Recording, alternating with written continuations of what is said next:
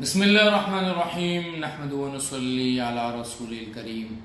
ایک چیز کی میں تھوڑی وضاحت کرنا چاہتا ہوں۔ بابا الیاس قادری رحم اللہ زندہ ہیں۔ انہوں نے گزشتہ دنوں ایک ان کی ویڈیو بڑی شیئر ہو رہی ہے کہ اکثر یہی ہوتا ہے کہ استنجا خانے میں، لیٹرین میں، گھر کے واش روم میں ایک چپل کی جوڑی ہوتی ہے۔ اب وہ چاہے مردانہ ہو چاہے زنانہ ہو، لیڈیز ہو یا جینٹس ہو، یہ سب گھر والے اسی کو پہن کے استعمال کرتے ہیں۔ تو اگر وہ جینٹس کی چپل ہے مردوں کی تو عورت پہنے گی تو یہ گناہ گار ہوگی۔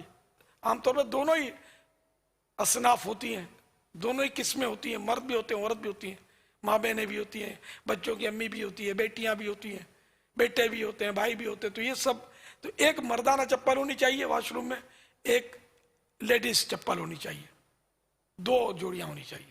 ہر ایک اپنے اپنے چپل پہن کر استنجا خانے میں جائے۔ یہ بہت اہم مدنی پھول ہے، اس کو سب اپنا لیجئے، ورنہ کئی گھروں میں اس طرح نادانستہ گناہ ہو رہا ہوگا، ان کو بیچاروں کو پتہ بھی نہیں ہوگا کہ یہ بھی کوئی گناہ کا کام ہے۔ واللہ تعالی اعلم ورسولہ اعلم۔ اس ویڈیو میں انہوں نے کچھ بات یہ کہی ہے کہ ہمارے گھروں میں جو واش روم ہے، بیت الخلاء ہے، اس میں چپل کی ایک جوڑی ہوتی ہے جو کبھی زنانہ ہوتی ہے تو کبھی مردانہ ہوتی ہے، اور پھر سارے گھر کے مرد اور سارے گھر کی عورتیں اسے استعمال کرتی ہیں۔ تو انہوں نے کہا ہے کہ مرد اگر خواتین کی چپل پہنیں گے تو وہ گنہگار ہوں گے، خواتین اگر مردوں کی چپل پہنیں گی تو وہ گنہگار ہوں گی۔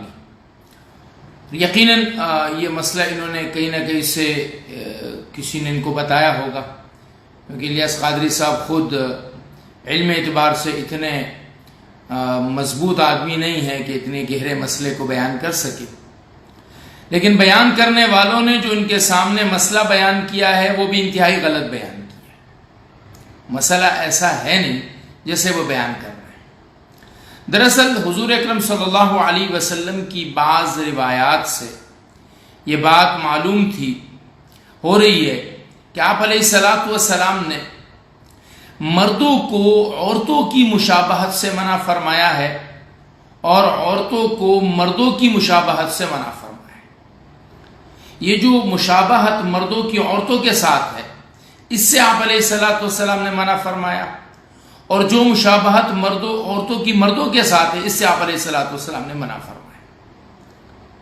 احادیث مطہرہ میں آتا ہے کہ نہا رسول اللہ صلی اللہ علیہ وسلم، لعن رسول اللہ صلی اللہ علیہ وسلم المخنثین من الرجال والمترجلات من النساء، کہ آپ علیہ الصلوۃ والسلام نے مخنث مردوں پر کہ جو مرد عورتیں بن جائیں، والمترجلات من النساء بالرجال، اور وہ عورتیں جو مرد بن جائیں۔ اور ایک اور روایت میں ہے کہ قیل لعائشہ ان امرأۃ تلبس النعل، ایک عورت مردوں جیسے جوتے پہنتی ہے، فقالت لعن رسول اللہ صلی اللہ علیہ وسلم الرجلۃ من النساء، کہ نبی کریم صلی اللہ علیہ وسلم نے ان عورتوں پر لعنت فرمائی ہے کہ جو مردوں کی طرح بنے، جو مرد بنے۔ اب الرجلۃ من النساء کا مطلب کیا ہے؟ فرمایا کہ التی تتشبہ الرجال فی ہیئتہم، جو عورت مردوں جیسی ہیئت اختیار کرے، اخلاقہم، افعالہم، اقوالہم، ان جیسا بولے، ان جیسا چلے، ان جیسا لباس ہو، ان جیسے جوتے ہوں۔ تو یہ جو اصل چیز تھی، جو ممانعت تھی، وہ یہ نہیں تھی کہ آپ ان کے چپل نہ پہنے عمومی زندگی میں، کبھی گھر میں، کبھی واش روم میں کسی مرد نے عورت کی پہن لی یا عورت نے مرد کی۔ اصل میں یہ وہ مشابہت ہے کہ جب آپ علیہ الصلوۃ والسلام نے یہ بات فرمائی کہ عورتیں مردوں جیسی نہ بنیں اور عورتیں مردوں جیسی نہ بنیں۔ اب جیسے خواتین ٹائٹ پہنتی ہیں، اوپر جو ہے وہ جینز اور شرٹ پہنے، یہ عورت ملعونہ ہے۔ ایسی عورت جس کا جوتا جو ہے وہ مردوں جیسا ہو جائے، یہ ملعونہ ہے۔ وہ مرد جو عورتوں جیسی حیت اختیار کرے، بعض لڑکے جو ہیں وہ بالوں کی ایسی جو ہے وہ چوٹیاں بناتے ہیں اور اس کی پونی وغیرہ لگاتے ہیں، یہ ملعون ہیں، ان پر اللہ کی لعنت ہے۔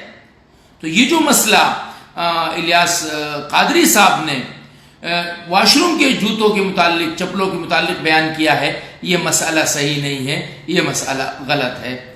والسلام۔